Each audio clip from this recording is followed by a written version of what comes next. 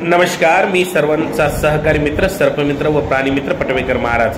आता हा जो 2 दिवसापासून पाऊस चालू आहे धुवाधार, या पावसामध्ये सर्वांच्या शेतामधलेच नाही तर चौकट पाणी झालेले आहे, बरोबर आहे। तर या पाण्यामुळे नळे बुजलेले असतात, त्यामुळे सरपटणारे प्राणी हे कोरड्या जागी येतात। आपल्या घरातील आपल्या शेतकरी बांधवांनी एक दक्षता घेतली पाहिजे की ती दक्षता अशी की आपण जे कडबा वैरण वगैरे जे जनावराला टाकतो, कुटार वगैरे, या ठिकाणी उंदरं वावरतात, ते उंदरं भक्षण करण्यासाठी आणि त्यांचा निवारा कोरड्या जागी करण्यासाठी साप त्या ठिकाणी येऊन बसू शकतात, नाकारता येत नाही। त्यामुळे आपण त्या ठिकाणी हाताचा वापर न करता दाताळी किंवा दराती या गोष्टीचा वापर करून जनावरांना वैरण टाकावं आणि सापाला दोष देण्यापेक्षा स्वतःची सेफ्टी स्वतः करावी, कारण की साप हा स्वतःहून चावत नाही, शेतकऱ्याचा शत्रू नसून मित्र आहे। भीतीपोटी तो चावा घेतो आणि त्याच्या संरक्षणासाठी तो कोरड्या जागी येऊन बसण्याचं कार्य करतो।